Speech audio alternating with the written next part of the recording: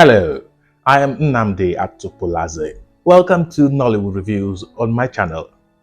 A few days ago, a friend asked me to review a movie which has set social media in Nigeria on fire in the past few days. This movie is titled Better Half. Better Half, produced by Ruth Kadiri and directed by Abagana Richard, is a movie about love, lie, and age. In this movie, Chidi Dike, starring as Kanye, is in love with his teacher Sia, acted by Uche Montana. But because he doubts the possibility of scoring with his teacher, who is older, Kanye approaches her as Kenneth, a guy based abroad. And after about a year of dating, they get married with Kanye's grandfather standing in at his uncle because Kanye's flight was supposedly cancelled.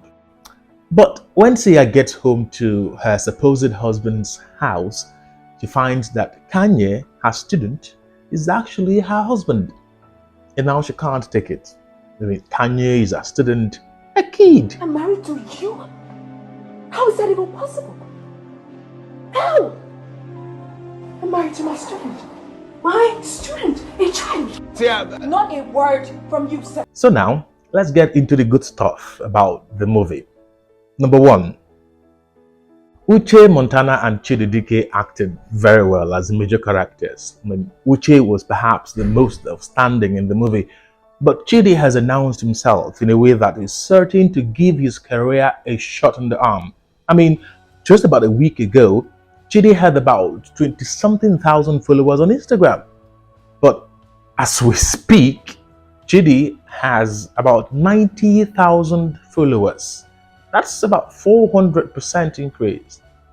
Now, bearing in mind that social media following is a thing many producers consider these days, Chidi must be rubbing his hands in excitement for what the future holds for him in Nollywood.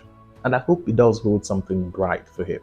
Number two, I'm impressed by what the movie was able to achieve because, to be honest, this was a low-budget movie. It looked like the entire movie was shot in 24 hours with all the day scenes shot in one day and the night scenes shot in one night. Even the university environment looked underwhelming. So to produce something this popular despite budget constraints is absolutely huge. It's also impressive how the movie gained so much hype despite not featuring even one A-list actor. I mean, this is in contrast to a certain high-budget Nollywood production in which so many top actors were packed, yet the movie was painfully poor to watch. And number three, the choice of music was great. I had to download Sunshine by Martin Hero after watching this movie. This particular track was absolutely great, as in it won't finish my life with sweetness. Every song played in this movie was perfect for the scene, and it contributed certainly to the emotional effect the movie had on its viewers. Music for me in that movie. Now, let's delve into what the movie could have done better, starting with number one. Now, I think it's unrealistic how Sia and Kanye, that's Kenneth, related for nearly 1 year. I mean, how did they meet? How did Sia get married to a man she hadn't seen in real life and who hadn't spoken a word to her on video calls, which she suspected as strange?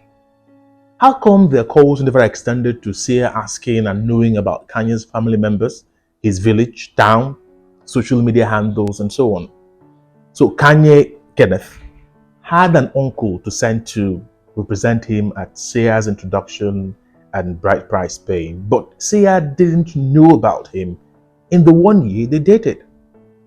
I mean, it wasn't like Sia was a gold digger who simply wanted money or a woman who was too desperate to get married. So this whole part looked childish to me and highly improbable.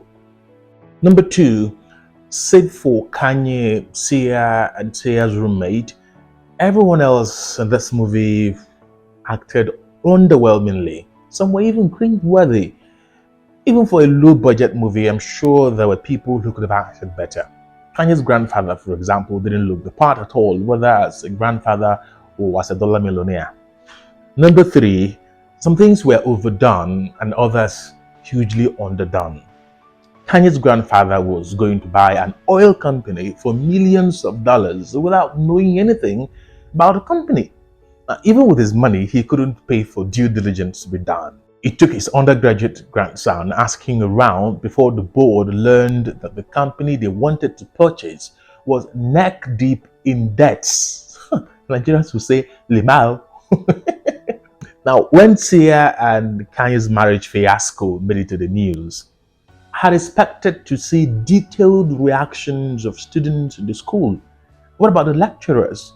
What about the school management? I mean, Sia was crying that her career had been ruined. But the school didn't even question her, and she was back in the classroom afterwards. Then, in the end, when Sia embraces the situation and walks with her husband to the lecture hall, why wasn't anything said about school policy of lecturers not dating or marrying students? Kanye's grandfather was wary of what could become of the family's image if anything went wrong with Kanye's approach in trying to marry Sia. But when things eventually went wrong, nothing was said or shown about the so-called family image. Overall, I think this movie is popular because it's a love story, and Nigerians love love. I mean, we love to see love. Plus, I think the couple is cute. If Chidi wasn't good looking, this movie would have been half as popular. And then imagine that Uche wasn't cute as well. You don't be. This is a decent movie, really, don't get me wrong. But it's nothing extraordinary. It's a simple movie worthy of, So for me, it's a 6.5/10. 6.5/10. But this is, of course, just my opinion. Kindly let me know what you think about the movie and my review of it. Namdi Atopalaze is my name. Subscribe to my channel, turn on notification, like, and share this video.